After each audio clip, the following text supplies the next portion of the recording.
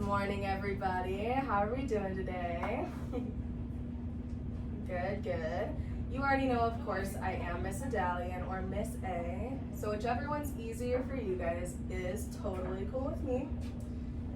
We're just gonna hop into today's lesson. We are working on proportions today. This is a continuation of our self-portrait assignments that we've been working on all semester. And I'm excited to do this one because this is what really will help solidify all those key ideas, all those things we've been learning. This is the final thing before we actually get started. So we only have 3 jobs today. I would like you to please read them out loud with me. Not too fast, not too slow. Here we go. Today I will create a portrait that includes facial features using lines and shapes. Place facial features in the correct areas of the face with the correct sizes. Model care and effort by working on my portrait without rushing. I do want to specify on that last part, today is not about finishing your assignment. Today is about practicing something new, and it's about trying to figure out how do you proportion a face. I keep saying that word proportion. So let's get into some vocab before we actually get started with the lesson. We do only have 3 main vocab words that we are focused on today. So number 1 is that word proportion. It simply is the relationship between the different things on your face. How big are they? How small are they? Where do they go in the scramble of a face? Number 2 is your facial features, which are those things I was just talking about. So we have eyes, ears, noses, and mouths. Those are your facial features, and it could include other things like eyebrows. I have freckles on my own face. I see other people may have beauty marks. Depends on your own face, what features you find the most important. Finally, we have our facial guidelines. So in a couple more slides from now, I'm gonna show you how you can use lines to kind of help map out where you want the different parts of your face. Before we get to that, we do have to review, very important, what shapes are these? I know we've been working on shapes in the past. I know you guys know this. So please raise a quiet hand if you want to share. We'll start with this first one. What shape is this? Excellent, we have our circle. I do agree with that. What is our second shape that we have up here? We do have an oval, which leaves us with our final shape. What do we have? It is simply a triangle. So the reason I bring up shapes is because when you're working with faces, you can start to break anything down into easier steps like shapes. I preach this all the time. You guys know that this is my thing. Break it into something easier. So I also talked about these facial guidelines. When you see a face, you see an oval. Sometimes you're gonna know exactly where to put things, but maybe your eye is gonna end up here, and your eyebrow is down here, and maybe your mouth is up here, and your nose is way up here, and then your face just starts to look a little bit silly. That is why we like to add our facial guidelines in here, so we get to have the chance to use them as kind of like a ladder. When you're going up a ladder, you need to have some lines on there so you know where you're going. So typically you can start by drawing your oval, and then you can split your face in half, because you know you're gonna have one eye on one side of your face, one eye on the other. We don't want your eyes way on the side of your head, because we are not hammerhead sharks, we are people. So our eyes go in the front. So the first line you're gonna draw across is gonna be for your eyes. The next one down a little bit lower will be for your nose. And finally you will have your mouth line at the very bottom. Another reason why we like to draw that line going down the middle of our face is because that helps us place where our eyes go. So like I said, we are not hammerhead sharks. They do not go on the sides of our faces. They go towards the middle.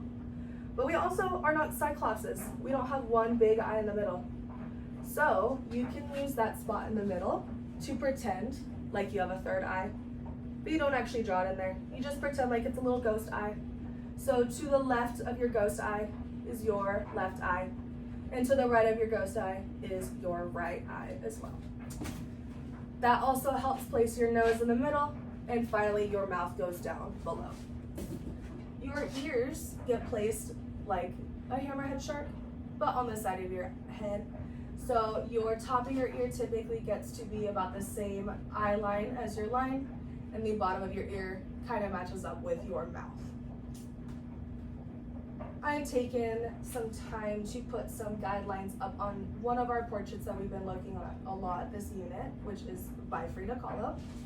So you guys can see, I have put an oval for her face. She has a split guideline down the middle, so she has one eye on the right side, one eye on the left side.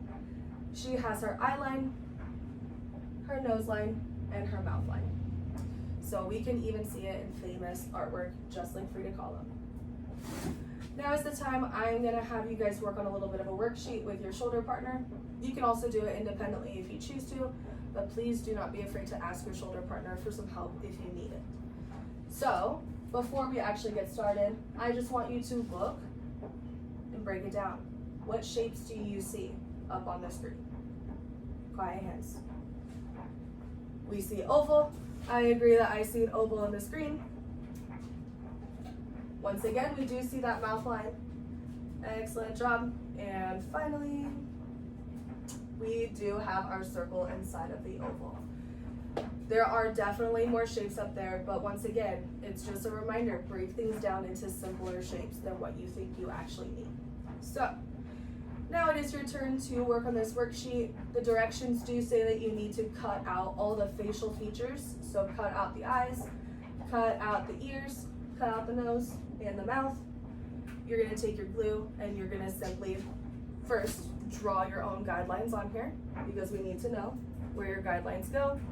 I will go back up to the Frida Kahlo portrait so you can see where the guidelines go on her face, and then you can do it on your own.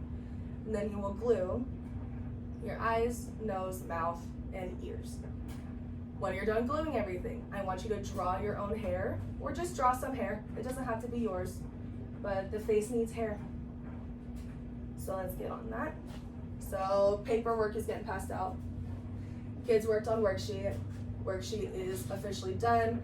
Kids keep the worksheet after I walk around and double check that they have facial feature lines, guidelines in the right spot, eyes in the right spot, nose is right, mouth is right, ears are right, and hair is drawn if they had enough time to do that. Okay. Blah, blah, blah, blah. Coming back. Okay, so now that we have had enough time to work on a worksheet, I have already gone around to check that all your worksheets have the correct guidelines and that you've portioned everything correctly. You're gonna get to draw your friend across from you. So, I've made sure every single one of us in here has a face partner. So say, good morning, face partner. Good morning, face partner.